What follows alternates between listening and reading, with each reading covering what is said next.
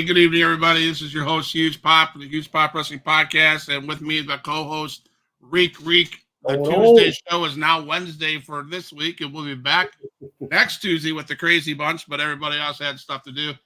But we still wanted to put out a show, so everybody that wants to watch it, doesn't want to watch it, that's on you. I don't care. We're out here just having fun, sharing our thoughts, and that's basically what it is. And we're going to hit Bash in Berlin. I know it's a few days late, but we're going to watch it. We watched it. And I'm going to ask Rico, man, if you had to overall rate the show, what would you say it was? Would you say it's one of the better ones, or would you say it's mediocre? I would say, just me personally, I would honestly say it was. I don't feel like it was mediocre. I feel like it was better. It was one of the better ones. It was a solid program. You didn't have too many matches. You didn't have too many dead spots where you're just like, okay, I'm kind of getting tired of watching this. The whole thing kind of kept you going, and it kept you intrigued. Where you're like, oh man, this is, for me, I was like, it gets better and better. Right. Oh, 100%. I have to agree with that. And if I'm looking at the match card, and there might have been one match that, one of these matches doesn't belong here. And I think they could have done the women's tag team match on like a Raw or a SmackDown. I mean, it was a good match, don't get me wrong. But nonetheless, I would say, yeah, it's probably one of the best overall shows, especially being an overseas show, right? Man, can we just say that crowd insane? Yes. Like, I love how they put the decibel levels right there so you can see how loud they are. Yeah. Because Michael Cole was doing an interview and he was stating, like, you go overseas or anywhere besides the U.S. and it's amazing how loud they are. Like, they're just excited you're there, and they show that appreciation. Yeah, absolutely. You had matches like, best friends, Cody Rhodes and Kevin Owens, in the ring together. You have Rhea Ripley and Damian Priest against Dom, who Rhea Ripley took under her wing for months. Mm-hmm. They finally met in the battle. You probably had one of the best Intercontinental champions or World Heavyweight champion in Gunther facing arguably a legend in its own right, Randy Orton, and then you had the women's match, the tag team match, and nothing against that tag team match, but that was probably the least favorite match for me. But we can get right into it. And let's talk about which one do you want to talk about first, man? We'll go in order. Let's start with Sir Cody and Sir Kevin Owens there. Yes. So go ahead, man. You go ahead. Well, first of all, I mean, hands down, good match. Good match, And, we talk about it quite a bit in the show where we discuss about how you see Cody's kind of like he's still got the popularity, but because of the whole other stories going on SmackDown, and especially with Bloodline, Roman's back, so you feel like Cody's kind of fell down a little bit. But I feel like when he gets in that ring, he still puts on a great performance for everyone, and he never lets you down. And Kevin Owens the same, man. I think Kevin just staying out, just one of the greats. I mean, Kevin still got a lot of years left in him, man. And I see him being a future champion again, but holding it longer. Absolutely. He's a beast, man. He can go. He's one of those big guys that you say, how does he do half the stuff he does, right? Mm-hmm. And he does it, and I agree with you on the Cody Rhodes thing. I don't want to beat the dead horse. I think we've said it enough. I feel sorry for the guy. I really do. This match, in my opinion, didn't have much build-up, and that's what sucks. I think that's where when I say Cody Rhodes is getting a shaft, it's because it doesn't seem like there's any build-up because we're overshadowed by the Damian Priest, Rhea Ripley, Dom story, the Judgment Day, the Bray Wyatts, but nonetheless, he comes out and he electrifies the crowd. I mean, that coming down that ramp to hear Cody Rhodes' song, that crowd, like you said, in Berlin, crazy good. Mm-hmm. I You know, mean, I was thinking about it, and I was like, let's go back to the Attitude Era. And at the same time, we had NWO and WCW. And this is just me personally. Anybody else can disagree. I'm pretty sure they will. But like at that time, like especially with WCW, I wasn't really caring about who the champion was. I was more intrigued with the stories. I wanted to see what NWO was doing next. right. You know, same thing. You know, when you had DX, I was so intrigued by DX. But when they started out, Sean was the champion, so it Right. kind of helped out. But you know, sometimes, unfortunately, for whoever's champion, those those gimmicks and those stories take over because they're that good. Absolutely. You're right. You go back to the NWO. We didn't care who the WCW champion was, right? Nope. No one cared that Hogan had it. Hogan had the belt, but it wasn't about that. It was about what's the NWO going to do? You know, Mhm. Aces and Eights.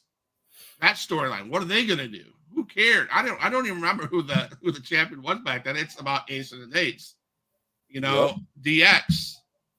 Are they going to come out and destroy everybody? You know, are the Attitude Era, is Lita and Edge going to be in the middle of a ring in a bed? You know, Right? stuff like that. Yeah. Is Stephanie McMahon going to be carried down on a cross by the Undertaker? Oh man, Those are just fantastic times right there. those are times, you know, and we didn't care. You didn't care about who the champion was at that moment, right? And I think that's, and I guess if I look at it that way, I can lay off the Cody Rhodes bit, but I still think he's getting screwed. He really is. I I mean, mean, let's look at it. He's still one of the top merch sellers. absolutely. He's not the top, but he's still one of the tops. Uh huh. I mean, 100%. he still puts on one heck of a show for everyone. Everyone still adores, loves him, respects him for the Uh-huh. work he puts out. And you know, he's kind of like he's like we've said it before. He's taken over kind of like the John Cena role, where if you've noticed, where he does a lot of Roman's doing it too, a lot of the Make a Wishes and stuff, and Yeah. you know, and it's Yep. just he's doing good things, and that's where I feel like storylines he's getting. It seems like he's getting overshadowed, but he's still doing his part, and he's still being seen and heard. Absolutely. So Rhodes defeated Owens. It's retained the title. I not to change subject. I got to ask this because I saw it earlier because we were talking about different groups and factions. Yeah. How many freaking different groups is Chris Jericho going to be in? Come I have on, no, man. I have no I idea. just saw it earlier. I Yeah. haven't watched it in a while, so I said, let me watch it. You know, and what's the name of this new group? I don't pay attention to AW, so I don't know. I what was it? I can't remember, but I just wow. I'm like, just AEW alone, he's been in 4 or 5 different groups that he started up. Yep. Yeah. And that's, to me, that's Tony Khan going, okay, you're a draw. We need to keep you doing something. So let's do this. Right. I just wanted to pick your brain on that. I was like, Yeah. I don't wow, I know. can't believe I that. also seen, I don't know if you've seen it. I hope it's a rumor. I hope it's not true. But Cody Rhodes is going to go and do something with TNA because TNA is going along with into the Netflix era. So I don't know if that's a rumor or what, but he's going to Well, make an appearance on those shows, and I think that's cool. I think that would be. I think it's important for that. I don't know what you think about that. You think should he stay with just WWE, or because we're obviously going to see a merge? I mean, you see TNA at NXT all the time. well, and that's what I was about to say. The merger's already kind of happened. You see where like Jordan Grace, she's been in NXT. You know, that's what Naomi came over. Yeah, Um, and you're gonna see others. Who was it? I know you love him. What's his name? Joe Hendry. God knows. All right. Joe Hendry, you know, and we're gonna start seeing more go over to TNA, you know, and Right. not permanently, but just. But I think as the champion, I don't know.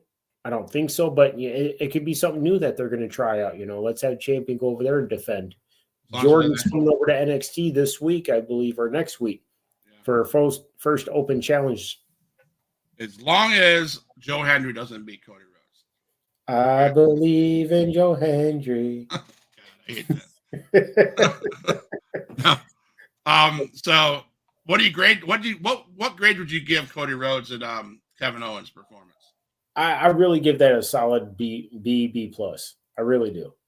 I'll I give it a liked B. it. I liked how they kept it going and they kept you intrigued.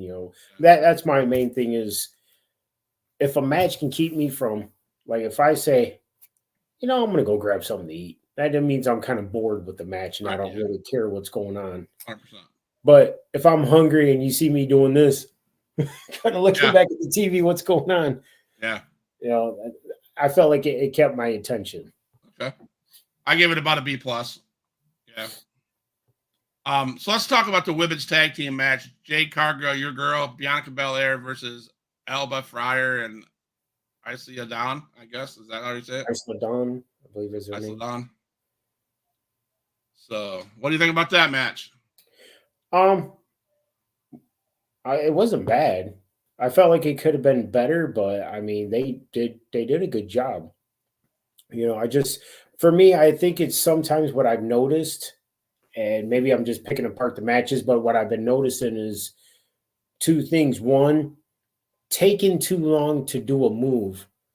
Like when I say that, I mean like, hey, I'm gonna grab your arm, and then I'm slowly gonna like it. Yeah, You're making it obvious that like she's about to do this, help you out with this. We right, know listen, everybody knows that wrestling, we say the word fake, it's not really fake. People get hurt, they get banged up, they get bruised up. It is scripted. That's what I'll say. But that's the thing. You got to kind of at least make it look more real. right. But at the same time, I'll say try not to go too fast. This is the second thing I was going to bring up was because when you go too fast, too many mistakes happen. Right. 100%. I agree with that. And I love Jade Cargill. Don't get me wrong. But when I say this, I think she's prone to doing what you just said. Sometimes it's too slow. Sometimes it's too fast. I think once Yeah. she gets her timing down, she's going to be remarkable. Right. I mean, and let's face it, you had Belair. She's probably she's probably the most talented woman on the roster. As far as Mhm. Belair, she's just amazing. I mean, and I think that she helped that match go smoothly. But yeah, I've seen that when you talk about the missed spots, and I see that a lot in the women's matches. It's like, when they did that tornado DDT, you saw the move, then you saw her kick the opponent a little bit further over where she should have been, right? For the next set of moves. So I see what you're saying. Um, but you can't take nothing away from them. They put on a good match. I mean, all four competitors, 100%. Oh yeah, yeah. And I can't remember who it was on Raw. I really can't, but I I did one of these. What did I just see that? Because she went to do like a Hunkarana and legs just slipped right off her completely. So she didn't even grab her or nothing. And the other girl threw herself forward and like in a flip. I was like, nobody even touched you though. It was like who was it? Who was it in the Royal Rumble that or not Royal Rumble, somebody that threw themselves out of the ring without really being touched. Yes. Yeah. I, And can't- I I can't couldn't remember remember who. who did Yeah, that, but it yeah. reminded me of that moment. I was like, This to wow. me, yeah, that's the type of stuff. Yes. Yeah. Where you see like the the vets who can sit there and if there's a mess up, they can work with it. Like Right. say if they go to do a move and they slip off, they just start pounding them or whatever. They turn it into something. Right. Right. And I think the only thing that I would have had to say if it was an argument or disagreement was, does Bianca and Jade Cargill need those titles? I don't think so. What I'd like to see, I think you agree. I would like to see down the road, maybe the next pay per view or Bad Blood, for them to lose the titles and turn on each other. I would love to see a Jade Cargill, Bianca Belair face to face, and a storyline start from there. And that's what I'm saying. Like I think that's where they don't necessarily need the belts, but I think it helps play a better part for when they do split up. 100%, 100%. Because now it's like, it wouldn't be once, that would be twice that they lost the gold. Right, 100%. And who got pinned the first time when they lost? Wasn't that Cargill? I think it was. I'll have to go double check, but that same person gets pinned again, so now they're the reason why they lost it for the second time.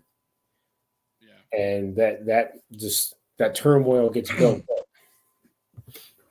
And I in this match the most, I missed Pat McAfee. I cannot, for the life of me, get behind Wade Barrett.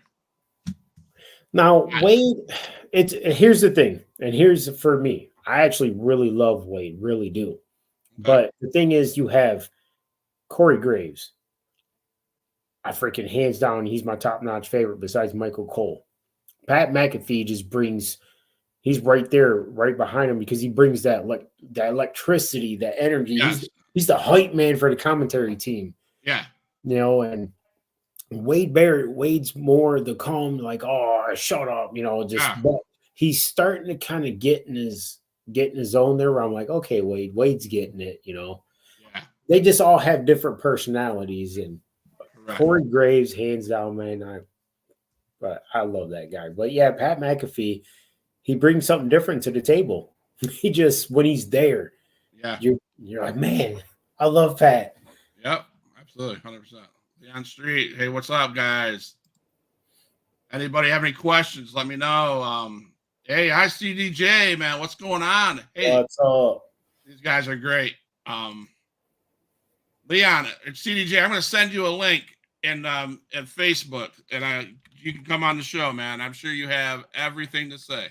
Well, yeah, it's but I love it, because I just love how Pat just brings that energy. Not saying that Michael Cole's ever been dull. Michael Cole's great, on point, always. Even if he messes up, you're like, it's Michael Cole. Right. Okay. Let him mess up, man. Like, what was it when Rollins did that interview with them and asked him, you're live in front of anybody, or not anybody, everybody. How many days have you taken off in the past 20 years? 2. Right. Who's only taken off 2 days in the past 20 years? Right. That's dedication, man. That is dedication. Dedication. I lost my question of the day for you. Maybe it wasn't a good question.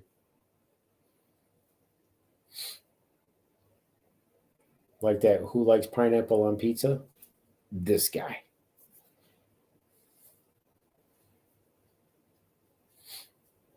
Well, what was the because we had the women's tag team match.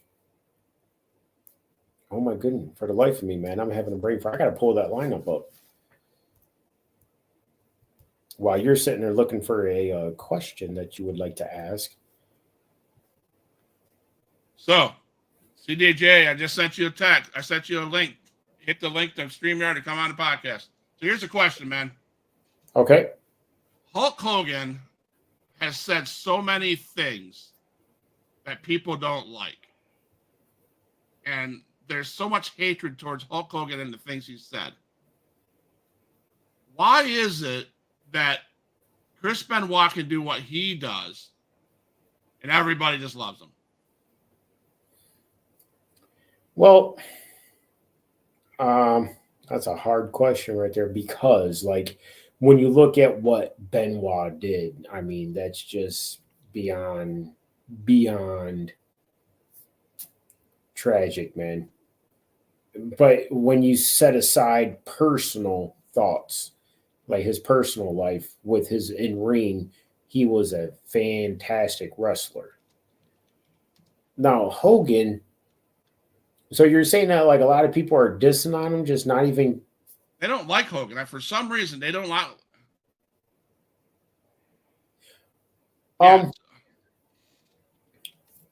Well, and I really, honestly, I hate to even go there with this and say I don't want to dip in this pool, but the irony of he goes and speaks at, because he likes Trump, he goes and speaks at the RNC, and now all of a sudden he has become one of the hates, one of the people that they can hate because he's a celebrity. He's very well known, and he's an easy target.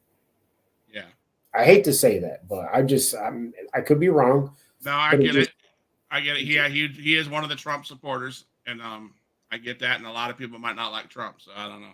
and he voiced that very loudly. So but it's just I don't care who you vote for, whatever. But like when you see somebody who actually says I'm going to vote for Trump, people start bashing them and hating them, and it's like Yeah. people are allowed to have their own opinions, man. If you Right. want to vote for Harris, that's your opinion. That's Right. why it's a free country, free Right. will. Absolutely. 100%. 100%. Yeah, we're not going to get into that one. No. Hey, CDJ. If you're still watching, go to your dad's Facebook page, Leon Street's Facebook page. Hey, Leon, man, I sent you a text or sent you a link on your Facebook page. I'd click on the link and it'll bring you to the waiting room in the StreamYard.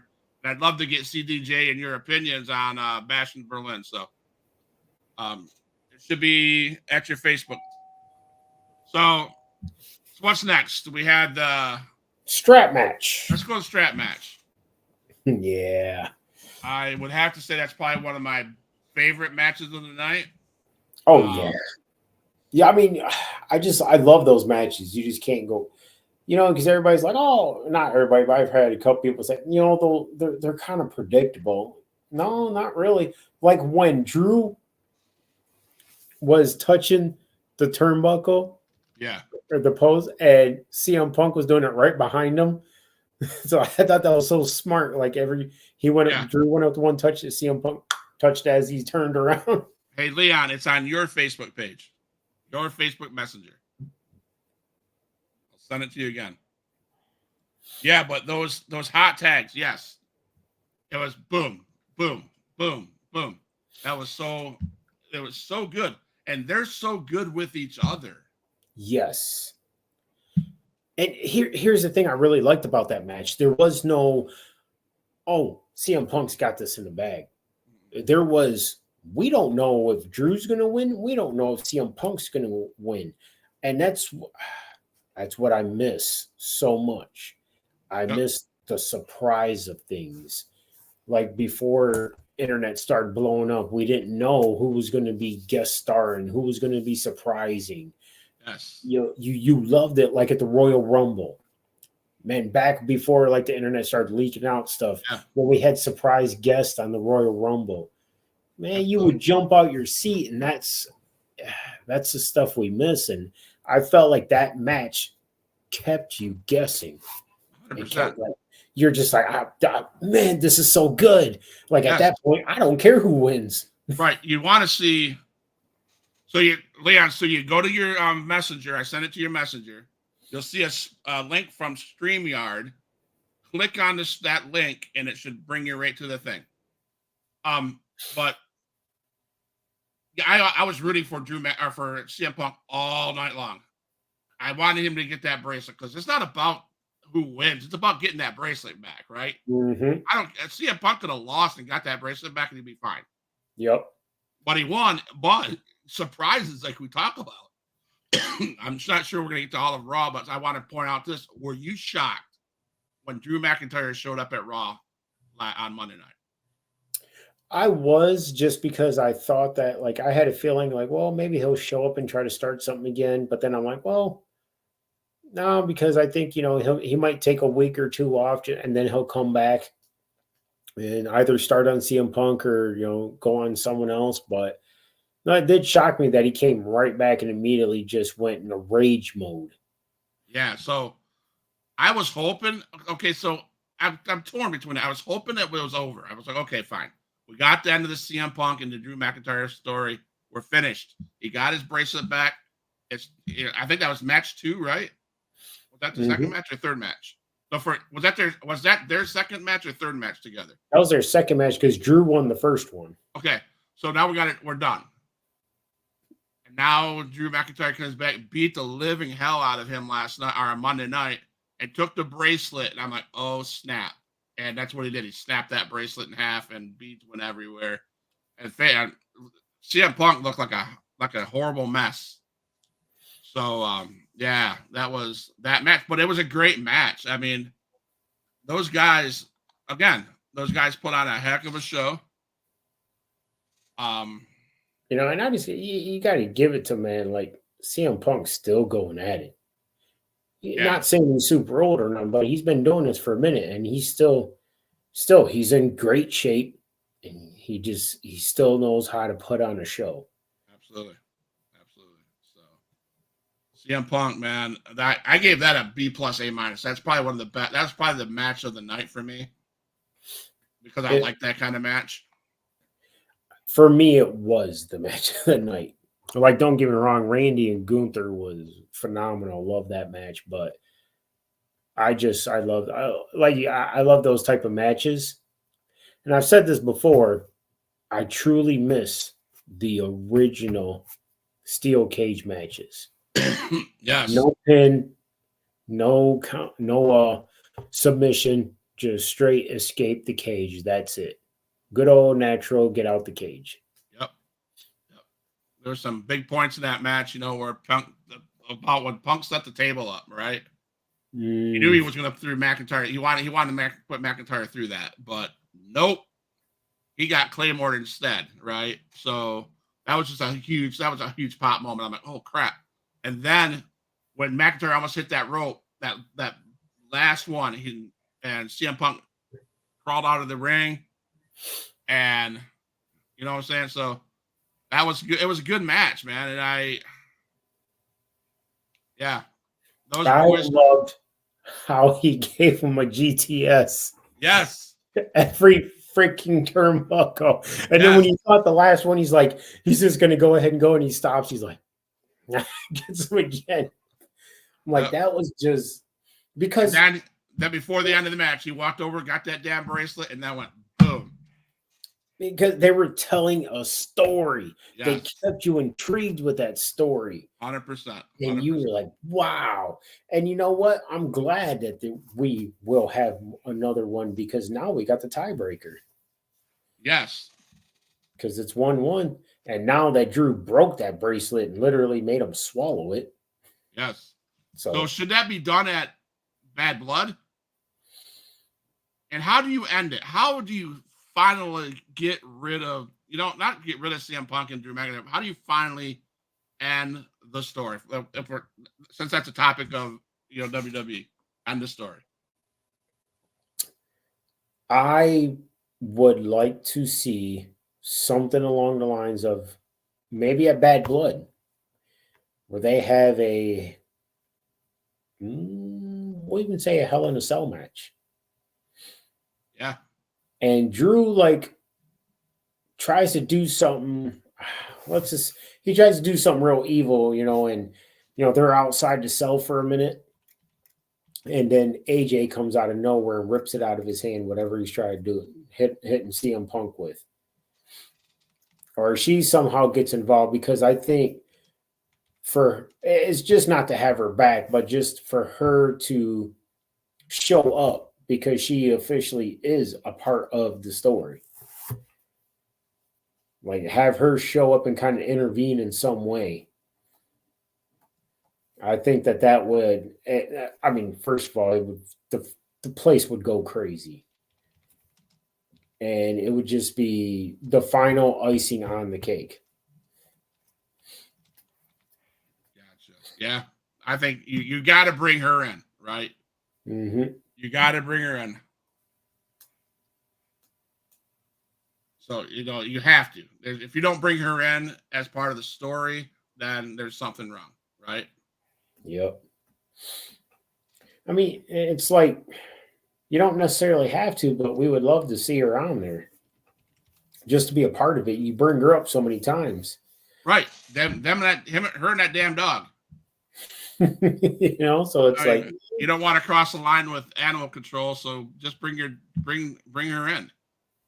And please do not make some stupid I hate it when they bring wives into it and talk shit about the wives, where she's gonna cheat on this person. But I don't do that. I don't want that. Yeah. I want something along the lines of like Maurice and Miz. Maurice never strayed away from him, always stayed by his side and always Right. supported him. 100%. Yep. So I give that match an A. That was my favorite. Definitely A worth right there. I really like that. Like I said, Stowe strap matches, they're just gold mines, man. Yep. I So what think do the you want? only matches I prefer over those are the Hell in a Cell or Yep. the casket matches. But Yep. it depends on who's wrestling in the casket match Correct. because I want to see a good story. Yes. Correct. So we're gonna do the Rhea Ripley, Damian Priest, Liv Morgan, Dominic. Let's do that one. All right. The Terrorwind twins went on a tear. They really did. Yeah. It brought out the beast in Rhea and Damien. And when Rhea finally got her hands on Dominic, that was just freaking that was a gold mine right there. And I love it because they're not in the Judgment Day anymore. They're battling against them, but Right. they still have the attention of everyone. Absolutely. But I think it's better now because you have Liv, who's she's stepped into her own, man. She went from just being okay a superstar to now she's a superstar. She's showing you she deserves to be there. Absolutely. Hold on, man. Send these guys one more quick. I'm gonna send you guys another link. Hopefully this works. All you got to do is hit the StreamYard, the StreamYard, the blue the StreamYard link. That's all you got to do, and it should bring you right to me. If not, fire away with your questions. So the Terror Twins, yeah. If realistically, could Liv Morgan and Dom beat those guys? Hell no. And we know that. We know that Yeah, realistically they would get smashed. and they got smashed. Mm-hmm. I mean, and I hope to God we don't see a turn from Dominic on Liv to rejoin that because they don't need that. No. They No, do not. I think this, I mean, he doesn't need the help anymore. He did at first, but Dominic doesn't need the help to have so much heat on him. He's already got so much heat. But this just I don't know how, but it added more. So because everybody loves Rhea. So you turned on Rhea. Yeah, I can do that. Yes. So ask away, and I'll put the message on here. Okay, so like this. Yep, I can do that. Heel. Which one's the heel, bro? Which one do you? Is it Liv and Dom, or is it It's Liv and Dom. you? Rhea and Damien have been turned to face. But have they? They're going to go on to destroy so many people. And oh, by the way, let me ask you this because I'm totally confused.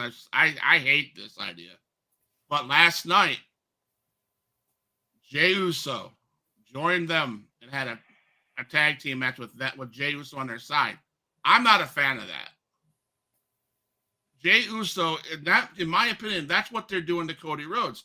Now Jey Uso is involved with Rhea Ripley when he needs to be more involved in the judge in the bloodline stuff and bring Jimmy back so we can have what we all want to see.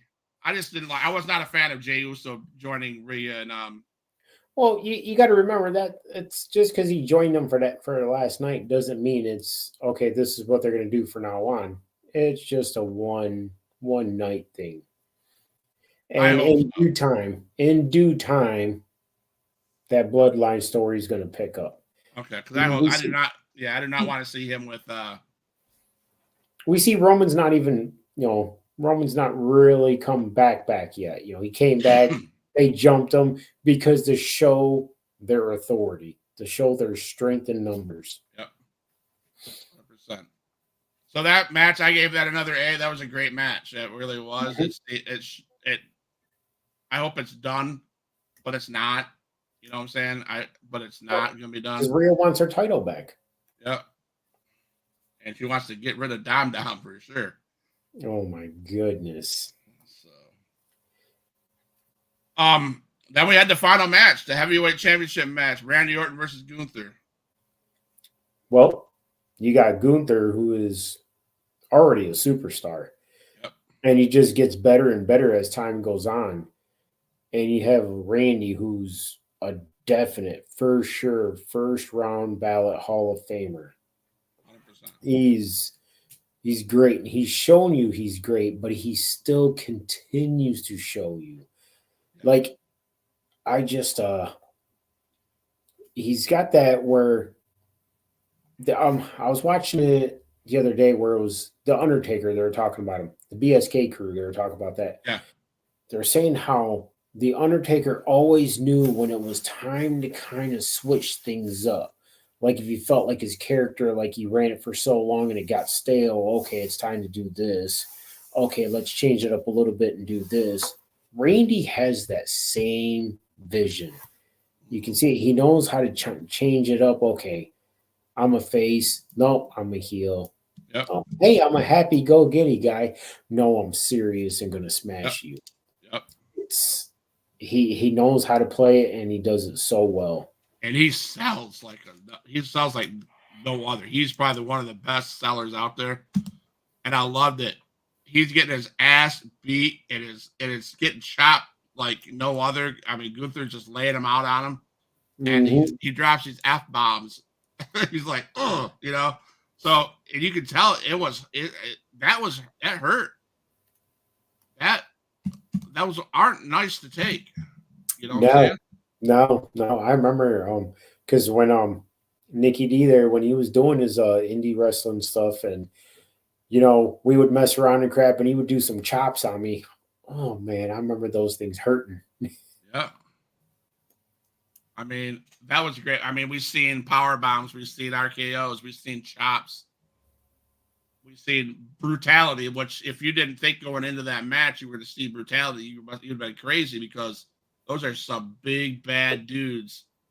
That's all they know. That's all they know how to do. Yep. And once again, that match, it kept you to where you're like, man, when that RKO came out of nowhere, I was like, Randy's got it. Randy's got it. Yeah. But, you know, Gunther kicked out, and I'm like, cool. And I like it because the fact that Gunther held the Intercontinental title so long doesn't mean he's going to hold this one so long. Maybe he will. But I like how they give you that you don't know. It's not for sure. Absolutely. You know, and a lot of people on the social medias are saying that they wish that Orton would have won, because to give him that, what is it, the 17th time? It would be a 15th time. 15th time, yeah. But like you said, he has 5 more years in the tank. There'll be plenty of time for Randy Orton to get that 15th title. Mm-hmm. As long as something doesn't happen where he gets hurt or something like that, he's going to be around for a while, and he's going to, you know, he'll get that title. What I would really like to see next year, because it's his farewell year, his final match be against Randy, because they have so much history together. Okay, so let's play story booking, right? Mm-hmm. We talked last week. Well, Cody Cornette talked last week mostly about Cena getting a belt, and so let's have Cena get the belt, right? And say he gets the belt near the end of the year, so he doesn't have to carry that long. Then he gets into December or a pay-per-view in December at his final match. Does he lose it to Randy Orton so Randy Orton can get the 15th time? You know, that one, it's not a bad idea, because you have John Cena, who a lot of people do consider to be the greatest of all time. Yeah. I don't knock it. I love Cena, think he's great. My greatest of all time is Undertaker. I don't Yeah, I agree. I'm not a John Cena greatest Yes. of all time. And it's not a knock against Cena. He's No, done so many great things, man. Great in the ring, just great at everything he does. But what you talk to any wrestler and they talk about, backstage heroes, backstage role models. Undertaker's always the number one that they talk about. He was always the locker room leader. yep.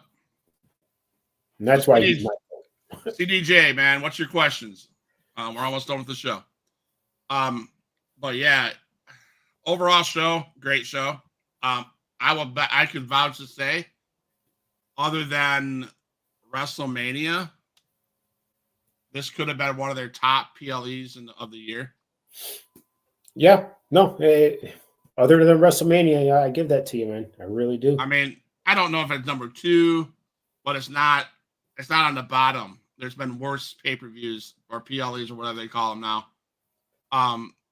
But that was one of the better ones. It was. I just want to go back to what we were talking about, like Cena possibly getting that belt. Yeah. And that's where I was getting to. I just kind of got off track. I mean, it wouldn't hurt at all whatsoever. It would just kind of cement his name further into what the ground that he already has it cemented in, man. Right. Was to put him above Ric Flair beating that. I don't think he will, because he said it before. There's a reason why I never wanted to beat it, is because that's Ric Flair's, and I've always idolized him, and I never want to do that. Right. But I mean, he could just give him to him one more time, so he could officially, in everyone's eyes, be the greatest of all time. Yeah, we could And then do that. you get to Randy and give Randy 15 championships. Right. That's a great idea. Yeah. So I came up with a couple questions I want to ask Rico. I didn't share these with you because I want them to be shocking questions. Tell us about your favorite live event that you have ever went to, and why was it your favorite? Well, for me, that's kind of easy because remember I told you before, I've only been to 3 live events. Okay. So that's not very hard for me. The one that was my favorite was a Monday Night Raw. And the reason why it was my favorite, it was, first of all, it was here in Knoxville, Tennessee. And it was Cody Rhodes' his first Monday back. It was the celebration of Randy's birthday on that Raw. Okay. So for me, I was like, I got to see Seth Rollins. I got to see Randy. I got to see Cody. And, and at the time, Elias, but he was what was his name? I can't remember. His twin or his brother. Oh, yeah, yeah. But anyways, and the show was just great. It was great. All the matches were good. The crowd was hyped the whole time. I think maybe there was one spot where it was kind of dull and nobody was really getting into stuff. But besides that, it was fantastic. And that was, man, how many years ago was that? When Cody came back 2 years ago? 2 years ago, yeah. So yeah, about 2 years ago. But like I said, I haven't gone to many, so that was, for me, that was my favorite because it was my first time getting to see those guys live. Okay. I will say mine was it's been 4 years ago. Yeah. I got to go down to the Pensacola Bay Center and watched Road to WrestleMania. And that's when I learned, or I got to see firsthand how good Sami Zayn was. Because leading into that event, I thought Sami Zayn was a joke. I thought it was whatever. He's just, I don't get it. I don't like him at all. But to see him play the crowd, to see him engage throughout the whole match, and see him live was crazy good. And that was when Roman Reigns and the Usos were against Sami Zayn and those guys. And so that was good. That was about 4 years ago for me, so that was my favorite. I mean, I love indie wrestling, of course. I got to give a plug to CDJ. I love Extreme Impact Wrestling down here in Panama City Beach. So, but my favorite event I went to that was live WWE was Road to WrestleMania about 3 years ago, I guess. Haven't been back since, so that sucks. But And that's where, like, I will say this to anybody who's watched wrestling on TV and they're like, yeah, I mean, if you don't get into it, you don't get into it. But I would say try this. Go to a live event because it's a different atmosphere. yeah, It's a different feeling. And I say that about every sport, because I love watching football, but going to a live football game is so much better. Basketball, same thing. Hockey, same thing. Baseball. I can't stand to watch baseball on TV. Truly can't. You put right. it on, I'll find something else to do. But now going to a live game, I'll get into it. 100%. So I would say you got to try to go to a live wrestling event and just check it out. 100%. Yep. So my next question, I got two. This is my last topic. I want you to list me. I posted this on Facebook, so if you read my Facebook, you know what's coming. List for me your 2 least favorite gimmicks of all time, and why are they? Why? Okay. The 2 least favorite. Yep. The first one I would really have to say, what's his face? What was it? I had his name off the top of my head. He played the Repo Man. I don't know if you remember. This is back in the day. I remember that. I hated that gimmick because it was Crush. I think it was from Demolition. Yes. And I'm just like, what? I wish Nikki D was on here because me and him have talked about this. I'm just like, what are we doing? What in the world are we doing? This guy's good, man. And we put him as freaking the Repo Man. Oh my goodness. That would have been okay. So that would have been what a Demolition. Demolition. He was in Demolition. Barry Darso was the Repo Man who performed as he was Smash and Demolition. So yeah, I didn't know that. I had to look it up. I did not know that. Here come Demolition. We're gonna destroy you. Man, love that. I agree. Repo Man, 100%.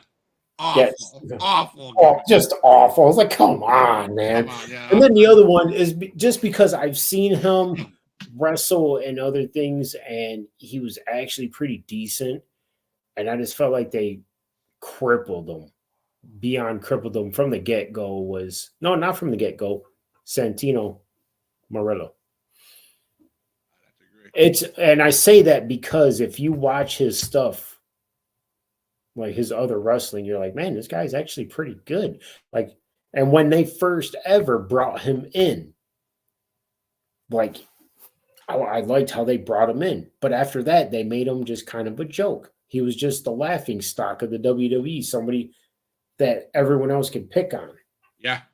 And I hated that, man, because so that's my second one, just because I felt like he really got outed on that.